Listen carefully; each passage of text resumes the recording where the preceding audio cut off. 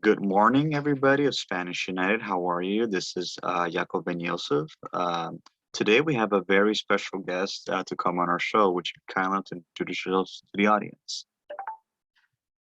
I'm cueing you in, Rabbi. Yes. Hi.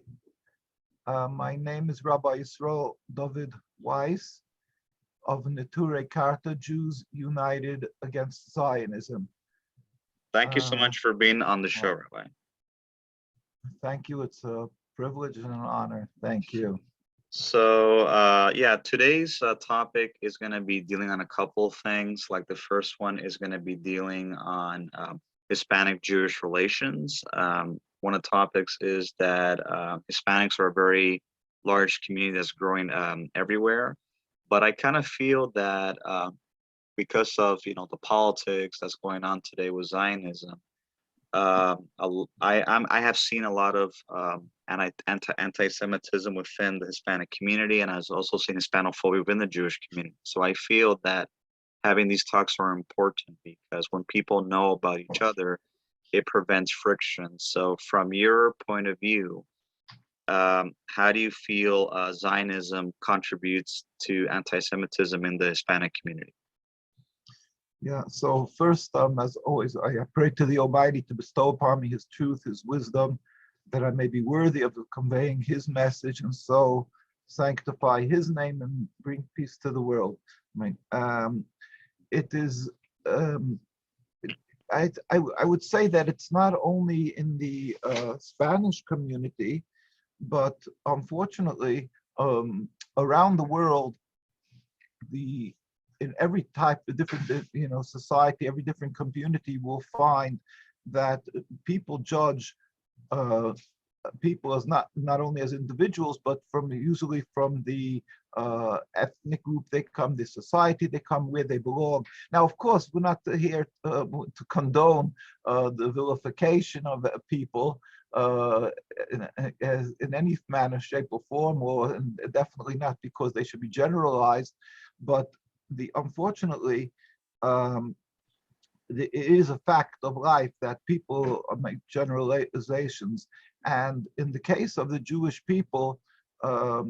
the Jewish people uh, are equated with and combined with the concept of the state of Zionism and the loyalty to the state of Israel.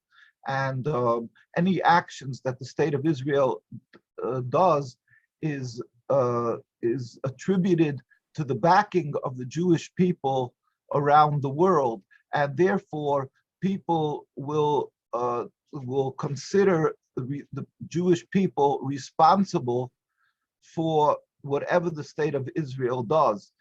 And their mindset, and in other words, how they relate to other people will think that that is the view and the feelings of the Jewish people. The Spanish Jewish people or the non-Spanish Jewish people, it would be the same as you're a Jew. You would therefore be held accountable, sort of, or responsible, or that you share the view of the Zionist state of Israel, because Zionism represents itself as the Jewish state. Their culmination in the creation of the Jewish state, they call it the state of Israel. They use the Star of David. They use the issue of the name Israel. Israel is Jacob in the Torah. Mm-hmm. And the whole concept of it, it's one issue of Judaism, that the land belongs to us, God gave it to us, and anybody the Holy Land God gave to us, and therefore anybody who opposes our being there is simply because they are they are anti-Semitic. Now, that's just another tangent. I'm not going to really just going to touch on that, but of course, Arabs are Semites, from Shem, from Yishmael, and therefore, so there's something. But we're not going to play on semantics. The concept of anti-Semitism means anti-Judaism today. So they look at the people who do not accept the occupation of the Holy Land by the Zionists, or what they would have called the Jewish state. So they look at them as anti-Semites. It's because simply they do not accept another people. Now, all these ideas is what's generally held around the world, and all these ideas, unfortunately, contribute to a tremendous exacerbation of anti-Semitism, of hate, of a rift and a mistrust, certainly by the Muslim and Arab world, but in general around the world, people look on the side and they see it just like you would look at one nation, how they treat another people that are living amongst them. You would not accept if they treat their inhabitants inhumane, the citizens inhumane, if they're because they're a different religion. The same is how people will judge the Jewish people who are around the world, and certainly in the Holy Land, they judge them by what is happening to the Palestinian people. And so all of this is the facts. Now, is these facts acceptable? It is totally, it's a tragedy, and it is in truth a misnomer. It is totally wrong, because in essence, the whole concept of Zionism, the ideology behind the state of Israel, and the existence of the state of Israel, and the actions that emanate from the state of Israel, every part of the occupation of the Holy Land, is totally unacceptable according to Judaism. And it may make people's heads spin, because it sounds so crazy, so weird. That somebody should come along and say, like that when it's not day when the sun shines, that's basically the same thing. All of a sudden, after 73 years of the state of Israel and so many years of information that's been given to them through the mainstream sources of the information, and they've heard it's a Jewish state, and the more the religious the Jew, the more he's loyal and will support the state of Israel. And somebody's coming along, this rabbi gets up here and says that no, on the contrary, it's unacceptable according to Judaism and has nothing to do with our religion. But I, with God's help, I'm here just to present the view that I will show you clearly, with God's help, the view of Judaism, and the view that is shared by the vast majority of the very religious Jews around the world. And I'll first start with simply turning to in New York. I live in New York, and right, the very most concentrated religious communities.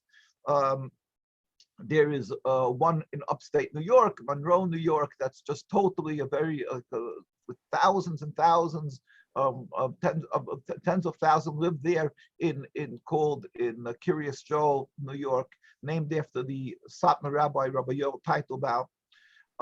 They moved there, let's say it's 50 years already, or a little less than 50 years, 40 years maybe. But they were mostly living in New York. They were living in mostly they were concentrated in Williamsburg, Brooklyn.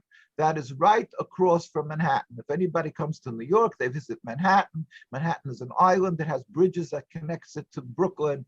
And one of the bridges is called the Williamsburg Bridge. You cross over the Williamsburg Bridge, and on the right side, you're right smack in the center of the very largest concentration of religious Jewish communities, and you'll right away see they're in a religious Jewish community, because you'll see the women dressing very modestly. You would think you're going back 100 years or more, at least, and men go with beards and payas, and it's a very, very religious community.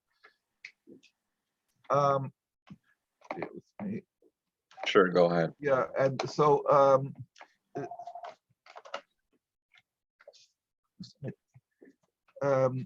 so this is, I'm sorry, I apologize for that. Now, Not a problem. This religious community is, like I say, very religious, and therefore they don't have even one Israeli flag flying in the whole community, you're talking about miles and miles of this religious community, there's not one single Israeli flag flying there. Now, according to the common conception, the common idea, you would believe that that if the more religious, the more loyal you are to the state of Israel. And yet you come to a community where there's not one single Israeli flag. And that you will find if you will go to the other religious areas, Montreal, Canada, you will go to in Stamford Hills in London, we're talking about where the very religious communities Right. live. The And same Haredim. thing, you will go to Mea Sha'arim, that's in Jerusalem. You will go, and again you will find that they do not fly the Israeli flag, and they'll speak to the people. They are anti the concept of the existence of the state of Israel. So let's understand why. Judaism is a religion of 3,000 years where we accepted the Torah on Mount Sinai. Moshe Rabbeinu, Moses took the Torah from God and gave it to the Jewish people. We made a covenant to uphold the Torah. That is what it means to be a Jew, that we are exacting in our acceptance, in our observing the Torah, to be subservient to the Almighty, keeping the laws of the Torah. Zionism is a political movement of a mere 100-odd years that was created by a group of people that were almost entirely non-religious, and they were people that were moved and had aspired to create a national home, to create a nationalism. Yeah, Theodor Herschel is the father of modern day Zionism. Right. And so these people, they wanted to create a nationalism, and they called this Judaism. In other words, it's a transformation from subservience to God, from religion, to a base nationalist concept of having a state, of having an army, of having an Olympic team, and all the other issues that concern a physical state. Now, so this is it's an ersatz Judaism, a transformation from subservience to God, from religion to nationalism. Now, the concept actually flies in the face of Judaism, because we accepted to be subservient to God, to uphold His Torah. Now, they proudly announced their democracy, which is very questionable, their democracy. But anyway, but they consider themselves a democracy. They proudly announce you don't have to be religious. You don't have to. You can do what you want. They proudly make what is it called? Gay rights parades, right, and all those things in the heart of Jerusalem. They're totally non-religious in its essence, and they say you don't have to be religious. So here they're making something called the Jewish state, where they're totally saying that you're free of the responsibility of being religious. Now, that's just the core issue, but it's more than that. The core issue flies in the face of Judaism, because the Almighty warned us that when we went out of Egypt, which was like 3,000 years ago, God took us out of Egypt, and He gave us, if you're a Jew, in other words, we're going now with this train of thought that we're Jewish, we're following what Judaism is, a religion that you believe in God, you believe in the Torah, that Moses took the Torah from God, and it says in the Torah that God took us out of Egypt, and He required of us to go up to the Holy Land. But He stipulated that we must remain on a very high level of holiness, because it's a holy land. In other words, all over the world we have to serve God, but in this holy land is required to be on a very high level of spirituality. And if not, then just as a body rejects a foreign object, it's very sensitive, the land will reject us, God forbid. So the prophets warned us when we went in there. King David eventually, he had a son, King Solomon, who built the temple, and then there was a second temple. And when we had these temples, then the prophets warned us many times that we have to be careful we're not on that level required by the Almighty, to remain there, and we will be, God forbid, sent into exile. And that came about with the destruction of the temple around 2,000 years ago. So the temple was destroyed, and the Jews were dispersed amongst all the nations around the world. And when that happened, so we were put under oath by God, and this is in the prophecies of King Solomon. We were put under 3 oaths. One, that God warns us that we are not to attempt, and we should not return en masse in large numbers to the Holy Land, because God has driven us from the land. In other words, it was a decree of God that because of our lacking in this high spirituality, that we are dispersed, we lost that privilege of being a nation with a sovereignty in the Holy Land. So now we are dispersed amongst the nations, as it says in the that we should, to break our haughtiness, that we should repent and serve God properly. So we are living amongst the nations, and are warned 3 oaths: not to return en masse. Secondly, to be loyal citizens in every country, not to rebel against any nation. And we have to pray for the well-being of the countries that host us. And thirdly, we're not to make any attempt to end exile. Now, so we for 2,000 years we went through the Inquisition. Sephardic communities know that very well. Right. We went through the Crusades. We went through many sufferings, many trials and tribulations, where Jews gave their lives not to leave their religion, to uphold their religion. They were burnt at the stake. They were driven out of their lands. And all why? Because we are Jews, and that's what it means to be, that we are connected to God. We are made this covenant with God. Now, we had the opportunity in these 2,000 years to create our own Jewish homeland. I mean, there was the golden age of Judaism. There were many times that Jews asked their leading rabbis, Maimonides, Ramban, many of the others, they asked them, should we maybe try to buy a piece of land and create our own state? And always the response was that, have patience. God is all compassionate. God sees everything. He rules the world, and it's his will that we should be dispersed amongst the nations, and we are under oath. We are not to attempt to by ourselves rebuild, reinstitute a Jewish nationalism, because it's the decree of exile. God wants to break our haughtiness, and God has another purpose. Rabbi Shamshin before Hirsch explains that while we're dispersed amongst the nations, we will be a light unto the nations. Ideally, when we're serving God properly, so we are holy people, we are good people, and we people of charity, and we will teach people, it will be a light unto the nations of how to serve God. So it serves the dual purpose of our being dispersed amongst the nations, to break our haughtiness, that we should repent and return to the service of God, and that we should be a light unto the nations when we're ideally serving God. And then ultimately, God, with his compassion, when he feels that it is fit, the proper time, then he will take us and return us to the Holy Land, to as a nation. And the Almighty, at that time himself, without any human intervention, will rebuild the temple, and all the nations will serve God in harmony. Not all the nations will become Jewish. That's not the way it will be.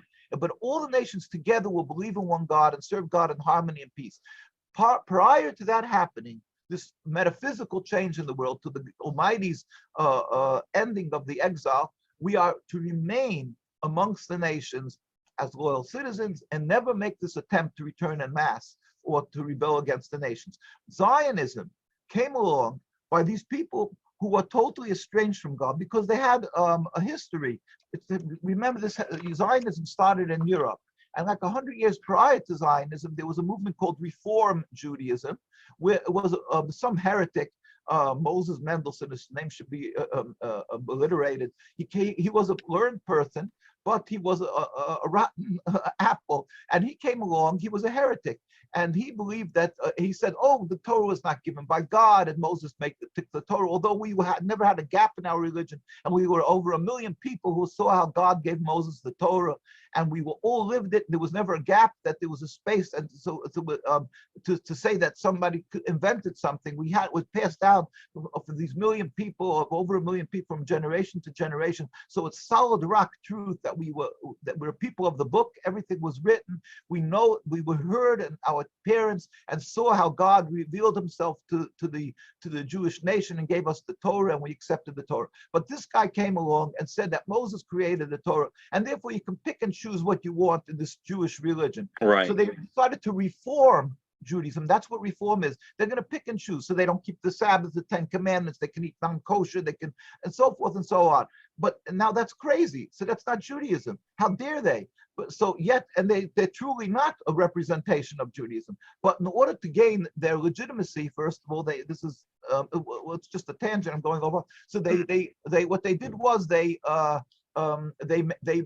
made a rabbinate or whatever, and they ordained ministers, and they have temples, and they made themselves, so that gave them in the view of the world some legitimacy. And being that they have large numbers, so all of a sudden they became an official representation of Judaism. That's crazy. That's false. The only Judaism is when you are following and not straying from one word from the Torah, which we called Orthodox Judaism.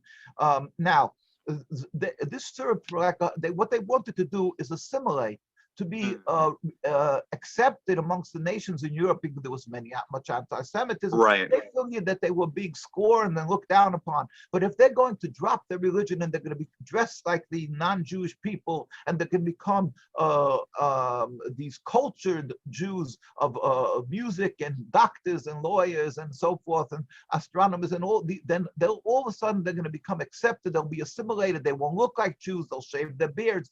Anyway, and they'll make the temples that are similar to churches. That is what they did. But so they practice assimilation. Now that went on for like 100 years. They bumped along, but many of their children and the grandchildren afterwards, they saw that it's not working. They go to a bar and people will get drunk and they'll say to them, "Hey, you dirty Jew," So they saw it's not working. So they decided, these Zionists, one of the reasons, but actually it was the Satan that was driving them.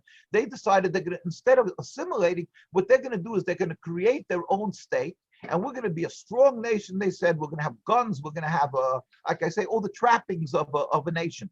Now, this again is totally, but being that they came mostly from non-religious families, and altogether they were estranged from Judaism, so they totally ignored and didn't reckon with the godly command and the oaths that God said, warned us stringently, that we are expressly forbidden to create our own sovereignty, to try to leave exile.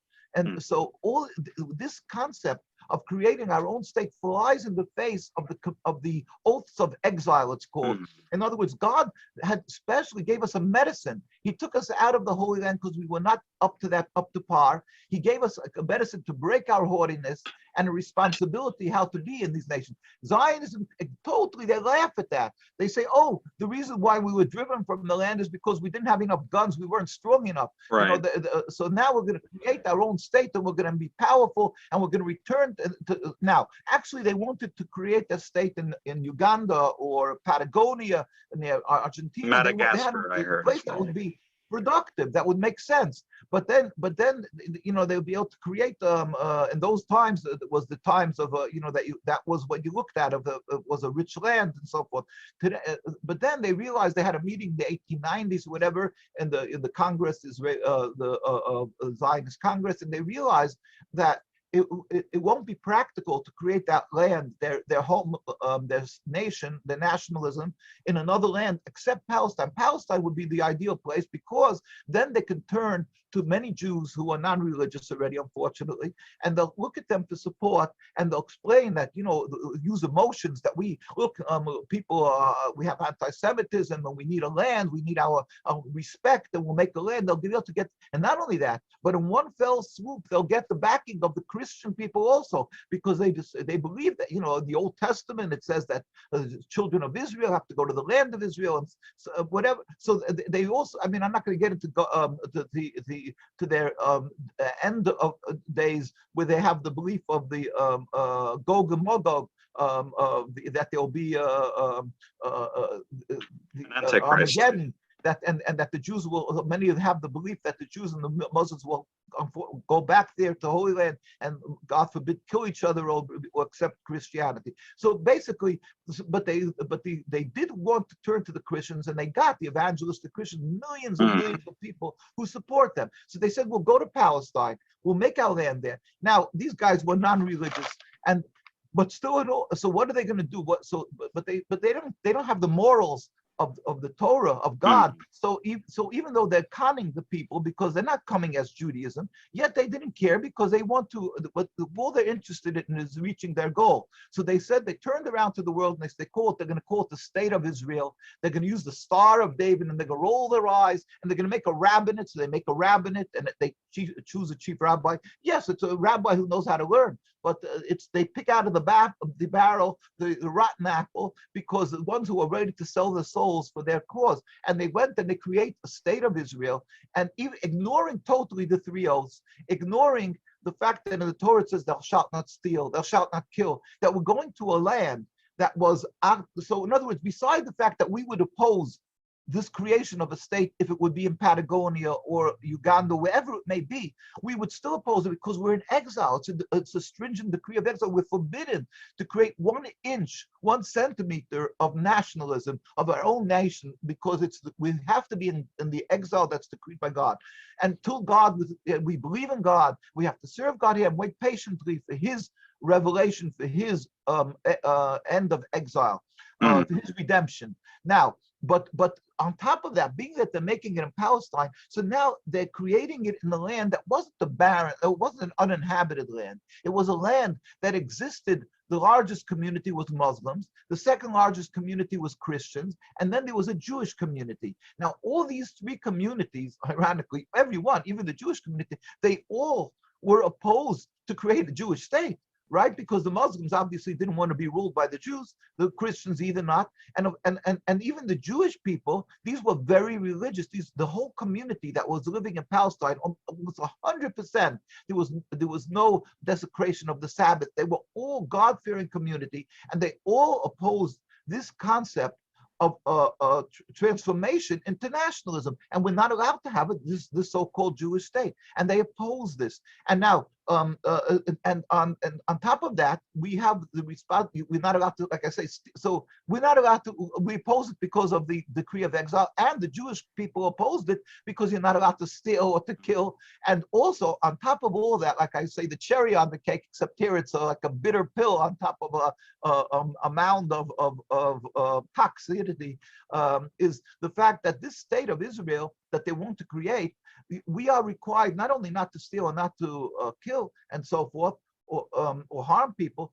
but we are required to show gratitude for good done for us. So though in these 2,000 years, when we went through the Inquisition, the last couple of 100 years, and the Crusades and so forth, and the Jews escaped and they ran the Rambam, Maimonides, and a lot of all these great rabbis, and many of them who lived in Arab and Muslim states, we know that, but many who lived in Spain and so forth, and they had to run away.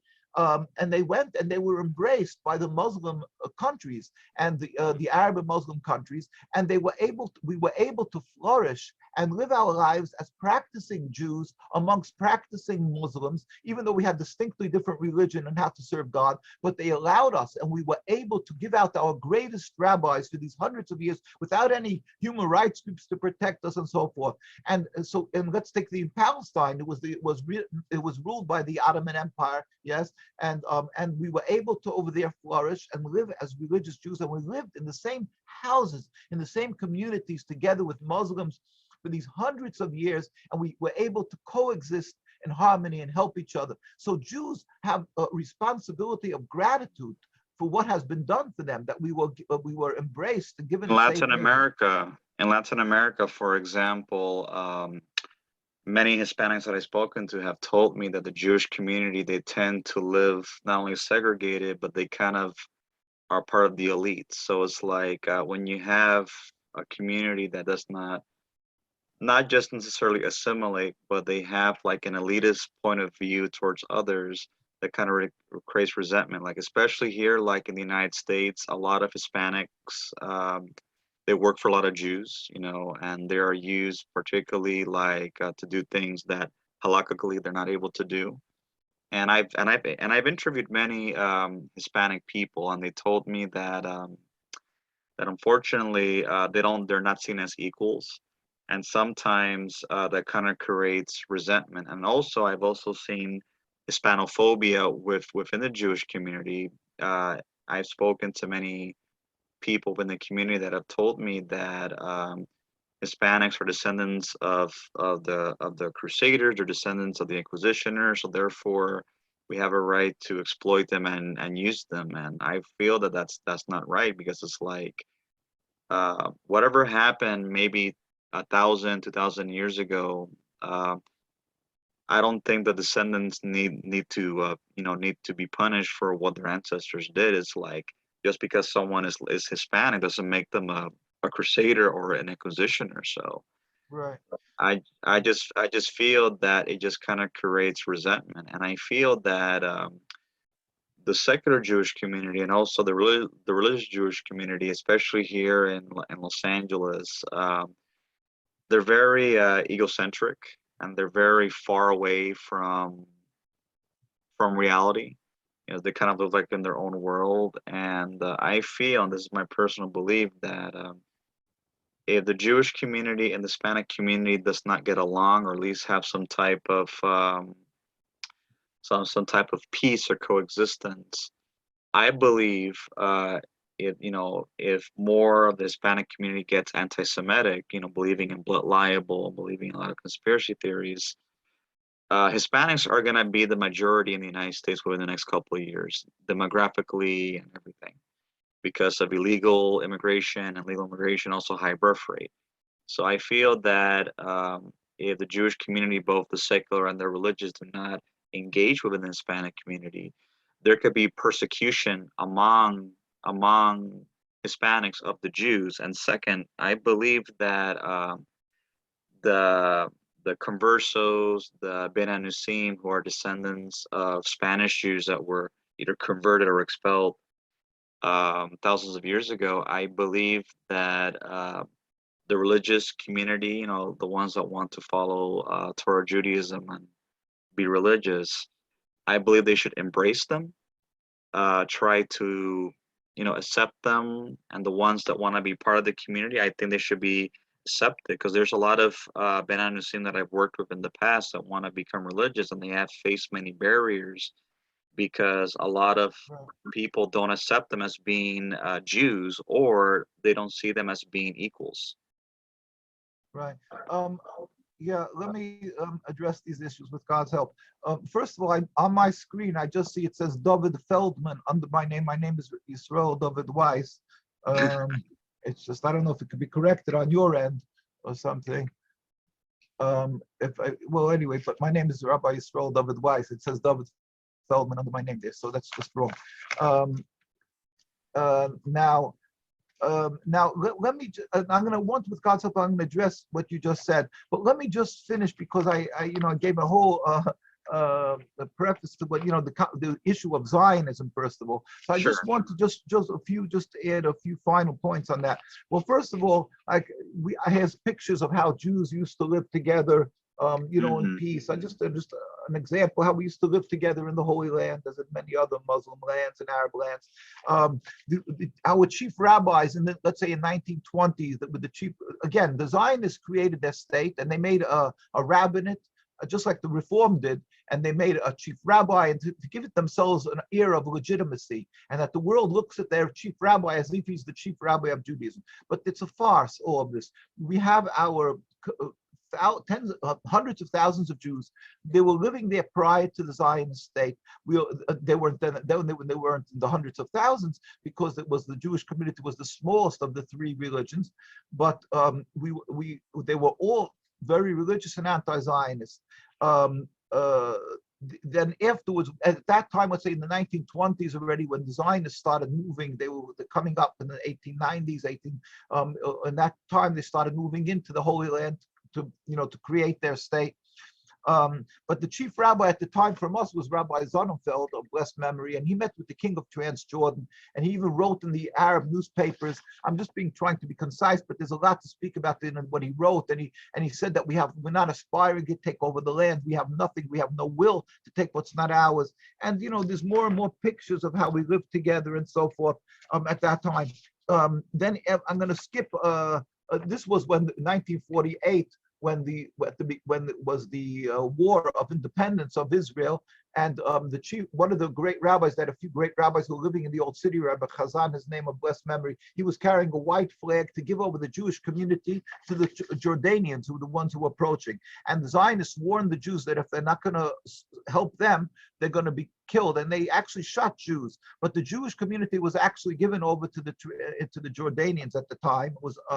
And they were actually protected by the Jordanians till after the war, and then the Jordanians gave over the old city, the community, to the other side. And many Jews who lived there, I met many Jews from that. The Jews from that, they always were regretful that they didn't tell the Jordanians and didn't say that we don't want to leave, we want to remain under Jordanian control. But anyway, that's another issue. Now in 1947, a year before the United Nations ratified the State of Israel, that Rabbi Sonnenfeld had passed away, and the new chief rabbi was Rabbi Dushinsky, and he met, and this is he had met with the delegation of the United Nations that came to see what to do in the Holy Land, and they decided to ratify the State of Israel. So the chief rabbi of this community, and this is in the records of the United Nations, he said, "We furthermore wish to express our definite opposition to a Jewish state in any part of Palestine." This was the declaration for the United Nations on July 16th, 1947, a year before they created this, before the United Nations decided to ratify the State of Israel. Now, after he passed on, then there was the Rabbi Yoel Teitelbaum of blessed memory. He's the one who he moved with the title of chief rabbi, moved to New York, to Williamsburg, that I mentioned earlier, and he held court as chief rabbi of Palestine, of Jerusalem, in New York, and he advised and urged many people to leave. So tens of thousands left, that they shouldn't be under the occupation, but hundreds of thousands are still living under the occupation in Palestine. But you have, like I was mentioning, that's in Monroe, you have in New York, in Williamsburg, all the very religious communities, they as well following this chief rabbi and many others who just were following other great rabbis, they all refused to accept the creation of the State of Israel. After he passed away, there was another rabbi. Today, the chief rabbi is Rabbi Dovid Weiss. He should have long and healthy years. And he's the chief rabbi of the community of the Eidah Chareid, this God-fearing community in Jerusalem and around the whole Palestine. And when we took him up as chief rabbi, you can see this is in the streets. You have over 100,000 people. These are tens of thousands in this, just on this area alone. They all went out to greet this chief rabbi. So just get an idea of the hundreds of thousands of Jews who are anti-Zionist, who are living in Palestine. They refuse to accept the occupation in even one, in any manner, shape, or form. This is in Washington, D.C., when Netanyahu came to visit the president, let's say President Obama. This is you see the tens of thousands of Jews coming and demonstrating and stating that Israel has no right to rule over any part of the Holy Land. And this we have in New York, constantly demonstrations in front of the United Nations. Now, when the fact is that in Israel, when they make their demonstrations, we never carry guns. We're not a militant people, as everybody knows. We don't carry guns or anything. Yet every time we demonstrate, this is ongoing from the before the creation of the state till today. You can see the Israelis brutally attack, beat children, young children, by our demonstrations. All we are doing is declaring that we do not accept the state of Israel. Old men, our rabbis get assassinated. This is ongoing. The attacks, the vicious attacks of the Jewish people. You can go to our site NKUSA. You will see this ongoing attacks of the Jewish people. Here you see like pictures of boys and girls who turn 17. They automatically become criminals from the religious community because they refuse to serve in their army. So they can't travel because they didn't serve in the army. They get arrested and so forth. And I could go on and show you all these unbelievable pictures of how Jews are constantly being beaten, and we have demonstrations of tens of thousands of Jews demonstrating they're constantly in the Holy Land, and around the world we stand up against Zionism. There would be much more who would be vocal against Zionism if it wouldn't be for the fear, the brutal attacks of the Zionists against the Jewish community.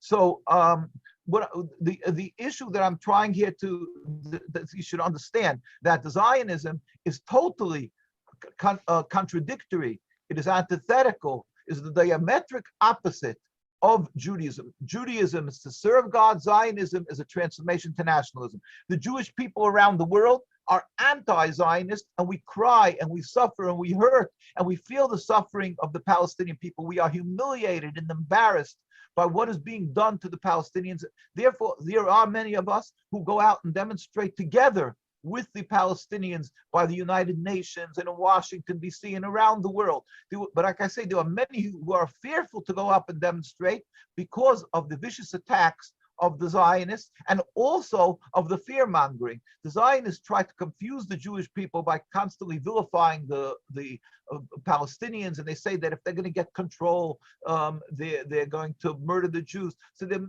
unfortunately, religious Jews fall into this problem of that they're silent because they don't know what to do. And then some people unfortunately support the Zionists, so they get ensnared into Zionism by believing that the Zionist propaganda, that where they try to incorporate the religion, they say, oh, God gave us the land and it's ours, totally ignoring that we're in exile and forbidden to have the land, and that all the around the world, the greatest amount of religious rabbis, like we put out a book, the Rabbis Speak Out, which is a compilation of the major rabbis from around the world, from Sephardic, Ashkenazic, all of them spoke out in one voice, in all according to their style, against having a state of Israel and against Zionism.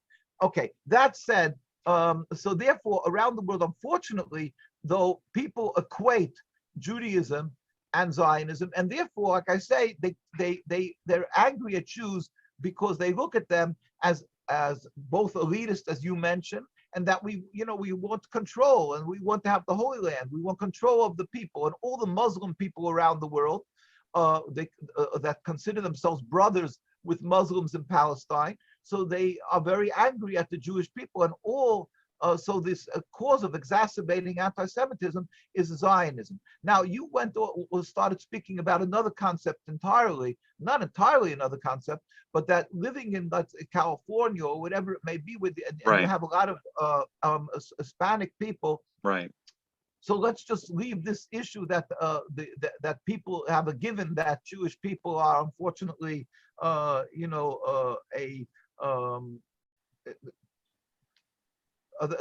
they have the Jewish people have this militant, or that they want to control other people. But you have an issue that there is unfortunately something that really people cannot be blamed. It's the human nature. If people are successful, that a lot of times people will be envious of them. Now, a lot of times it could be remedied, or it could be really, it shouldn't. The people who are very successful.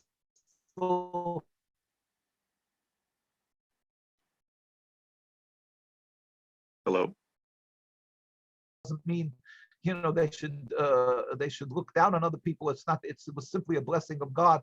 But a lot of times people, it's a nature that people are envious and so forth. Now, it doesn't, and it could be that, like I say, that some of these well-off people are responsible because they're not treating the other people with the fullest respect that they should. But a lot of times it's really, they're not responsible for what's happening in that issue. But there's much to do in that state. So therefore, like the Hispanic communities, maybe because the Jewish people, they insulate themselves a lot because by the religious communities, at least, because we insulate ourselves not because we're looking down at people. It's simply because we have we are. It is critical for us, and we are very fearful that it's like a person who's not in the best of health or whatever. He goes to a hospital, and so his body is very sensitive, and they make sure they put up signs outside the rooms that nobody should go in who has any type of a cold even or something, that they shouldn't, because the body is very weak. So we look at Judaism as just giving like a metaphor in that. So as we are very fearful that God forbid, we went through Hitler, we went through so much suffering, and and we lost our leaders and so forth, that we are very fearful that we shouldn't lose our youth, we shouldn't be affected by all the different things that are happening outside of the Jewish community. So we insulate ourselves that we should be able to the proper education, the proper Jewish lifestyle that we want our communities to be in, our children to grow up in, and that they shouldn't be affected by all this immorality and all these other things. So the insulating is not because we are looking down upon other people, it's because simply we want to save this critically I don't want to say sick, but the critically this patient that we just barely survived in Europe. Our leaders were murdered, so we have, and it's all together, it's in our history that we try to live insulated, that we should be able to strengthen, and that we should have a strong Jewish believing in the Torah and serving God properly. So that's why we have our insulated communities. Now, again, we do not look down upon other people. That's not the issue. But people look down, they feel that wrongly, incorrectly, that we are looking down upon these other people. It's simply we're trying to live our lives. Now, it's people, of course, taking people to work for them, and like people who are a lot of times who are coming in who do not have an education and so forth. So they usually take the low end jobs, right? Like cleaning the houses and things like that. So that's a fact of life. That's the way people. They're thankful that they're able to get some type of work. And so Jewish people obviously have to have we have also, like you said, we have large families. We have to have people to clean the house also, just like everybody does. And so it's natural that we should take in people, and a lot of them people who come from the Spanish community, because they're coming in and they didn't have the education and so forth. So they're looking for any type of job they can get. So it may bring to this feeling, that we look down upon them, but it's really not true. It's just a simple, way, the way of life that, if you find that they have these jobs in other houses, right? They may feel looked down upon, but it's really nothing to do with that. Of course, it has to do each individual, how you treat. I know that we treat with the greatest respect. In my house, it's hard. My wife should live 120, be and healthy and so forth. It's she doesn't have the power to. We have people coming to clean in our house, and we treat them with the greatest respect and pay them according to the proper and amount, and we give food to eat and to make sure that they're properly treated and so forth. And I know all the people in my community, everybody acts properly, because it's what godliness requires of us, Right. that we should treat everybody with respect. And every boss, any person who has a business has workers, and obviously everybody would like to be the owner of the store and Right. not to work for the other. But that's the way of God made it, that people will Right. work for other people, and that's the way it is. Right. Now, And as far as Morocco, Yeah, I and just I like to touch on the sure. other issue. Let me just touch on the third point. So it's really the Zionism creates like a bad feeling, like exacerbates anti-Semitism because of that what they're doing. But that has nothing to do with Judaism and has nothing to do with Jewish people. Unfortunately, some people are a lot who get ensnared in Zionism, but the ones who are true to Judaism do not accept it. So shouldn't be held responsible, and we want the world to understand that we not only we shouldn't be held responsible, we are totally in opposition and try to do what we can to help support and help the Palestinian people in their quest for their freedom. That's in regard to that. In regard to the other issues, of course, we have to always encourage and teach our children the proper way of the Torah, to give everybody respect and to treat everybody with the greatest respect and so forth. Now, in regard to the third issue, the other issue that you've mentioned about Jewish people should accept, the people of the Sephardic communities, and also that you said another issue, that we should not want to treat badly people of Spain because of what happened 1,000 years ago. Exactly. Of course, Judaism, again, it's that, you see, that's the basics.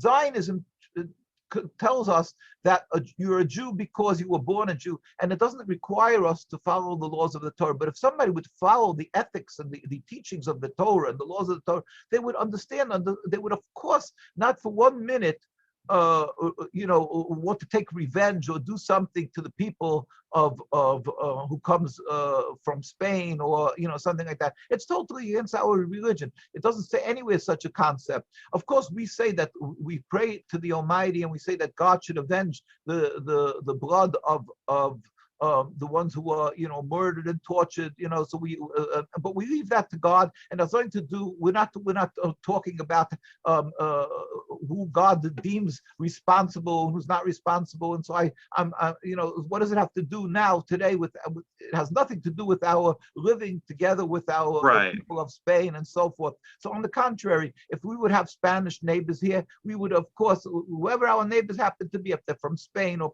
any of these countries, or from that origin, we give them the greatest respect, and we treat it with the greatest respect, and help each other and so forth. So that's really totally wrong, and it's a wrong belief. If there anybody who does that, it's because they're lacking in their Judaism. It's not because they're Jewish. It's because they're lacking in their in practicing the Jewish religion. Yeah, because one thing that, Rabbi, one thing that I've seen with many people in the Jewish community, regardless of their religious or not, is that they forget that before and after, before and during the Holocaust, most of the world was close to Jewish immigration, and there was only like two countries in the world that accepted Jewish communities.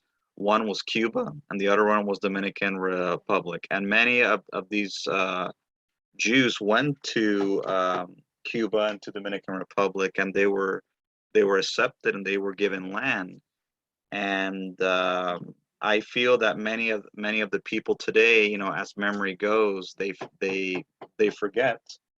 And I just feel that I don't see the appreciation that I think many of the Jewish community should have towards Latin America. It's like many Latin American countries took in many Jews without prejudice, without discrimination, and they did a lot for the Jewish community. So when Hispanics come here to the United States, regardless of being persecuted or because of political issues, they feel that they get mistreated here, especially from established Jewish communities. Like I've spoken with many Hispanics that have told me that they just hear a lot of things that are not right, and I feel that Hispanophobia is a major issue in the Jewish community. I feel that it needs to be addressed because the same way the Jewish community wants to address anti-Semitism within the Hispanic community, I feel Hispanophobia needs to be addressed as well, because it's something that is real, it's relevant, and I feel that in order to have better harmony and better working communication, I feel that these things need to be addressed. They cannot be pushed over the carpet. So one thing that I do with my organization is to educate people on Hispanophobia, to educate about issues relating to, racism, from other groups towards the Hispanic community, and also to advocate for, Hispanic inclusiveness within the wider American society. So I feel that That's having these important yeah. conversations are very important. Yeah, I mean, it's a beautiful thing. But I could just say again that in our religious communities, in our schools, there is no such concept of of racism or so anything like that. And they definitely if what we have people from Hispanic communities, we have people from Latin America, South America. We have the majority of our communities are Ashkenazic in our communities here, but still in all we do have a minority. We have people from all these different communities, and God forbid if a child would come home, and we would hear in the school that that somebody made fun of another person or didn't treat them properly, or it's just unacceptable. It's because I gotta say the Torah does not accept such a thing, does not teach racism or anything of that nature. There's no such thing that's a difference from where you're coming, what country, what color of skin, or anything like that. So it's totally unacceptable, and it wouldn't happen. I mean, like I say, if some child we would hear such a thing, he would immediately be reprimanded and taught to correct their ways. It doesn't happen in our community. It's not an acceptable thing. I'm not saying that as individuals you won't find here and there, God forbid, that people don't do what the Torah requires of us, but as a community, there is no such thing as discrimination in our synagogues, in our in our communities. That's for a fact. But I'm talking about the religious communities that are true to the Torah. I can't speak for other communities, but I may even attempt to say that that even it's quite unfortunate, but I know as a general rule in the Jewish communities, like you'll go to hospitals, you'll go to many places, you'll find many plaques talking about how Jews, and I've heard it from even from Arabs and Muslims, that the Jewish people are very well known for their charitable deeds, and they do a lot of good, except when it comes to the issue of Palestine occupation. That's why they always puzzle. How come here it stops? But the Jewish people, it's still in their bones that they are supposed to do charity and be kind. So a lot of times, again, I'm not saying that there is no exception to the case, but a lot of times even the concept of discrimination, and that it's I think even in the Jewish communities that unfortunately are not following the Torah properly, a lot of them still and all they wouldn't want to be discriminating and bad to other people. On the contrary, a lot of people that do charitable works. I mean, in the times of when discrimination against blacks was many Jews who were involved. To help the black people, and were murdered for that also in the South here in the United States, and so on. The Jewish people are always, I think, it's ingrained in them to do good and to have compassion for others. But like I say, in the religious community, it's the Torah, because it's godly, and just now it's one of the verses says, "Mahu racham afata terach." Just as God is compassionate, you should be compassionate. And in the Talmud, it speaks about stories like one person said to whatever mentioned, they said, you said to another person, like you're very not pretty, put it that way. And so he said, why are you turning to me? Turn to my creator. So the Torah, in other words, the Torah teaches us that there's no such thing as, you should discriminate, or you should make fun of somebody, all that. That's totally, forbidden and unacceptable in the Torah. About the Marranos, I mean, again, if we were very stringent about that, we have the genealogy when it comes to marriage and things like that. The person. So if we're not certain of a person's genealogy, so sometimes they have to go through a conversion. But we totally fully accept in our communities if somebody wants to convert to Judaism and so forth, or if from Moranos, if they can't find the proper lineage, so they have to go through a conversion, but they definitely accept it and embraced and taken in. And I'm witness to that constantly. Now in the Sephardic communities, I know that the Syrian community, they had issue. And again, I'm not condoning this, but they made like some ban against accepting converts or things like that. And I think it had to do. I'm not 100% certain because I'm not from that community, but it had to do with because being that they were unfortunately very weak after maybe the Second World War, maybe in that time they, going from country to country, and they felt that they're going to lose their children or go intermarry with others who were not allowed to.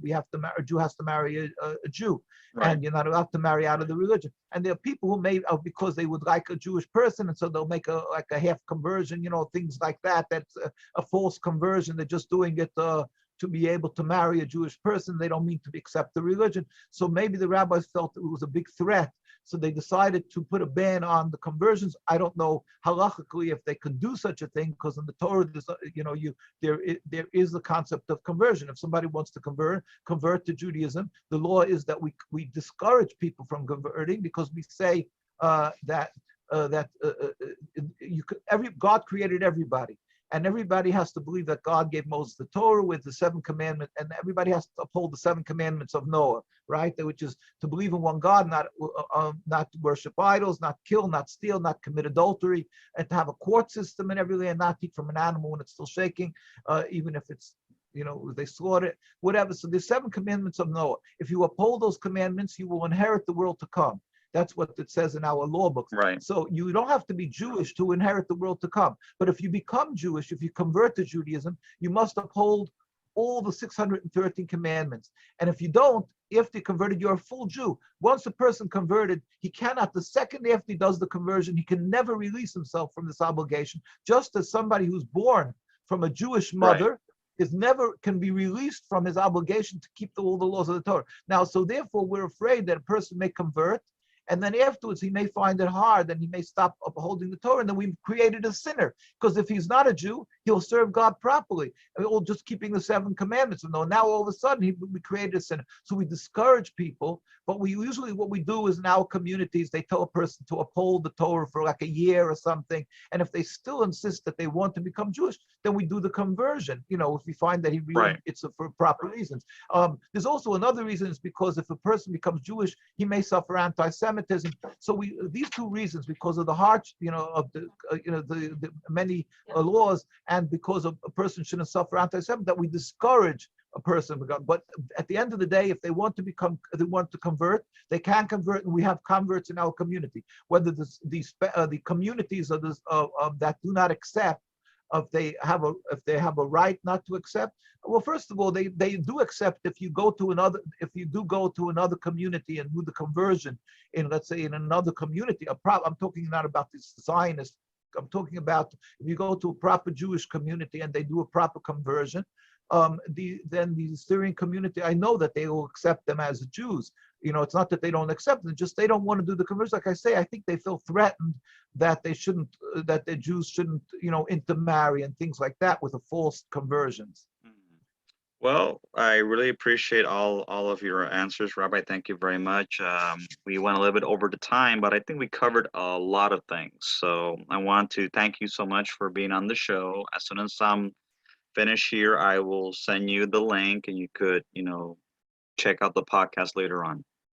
Right now, I just again look under my picture the whole time. It says Dovid Feldman. I don't know if you can correct that. It's Yisroel Dovid Weiss. Yeah, I'll see what I can do. Thank you very much for your time, Rabbi. Have yourself a wonderful day.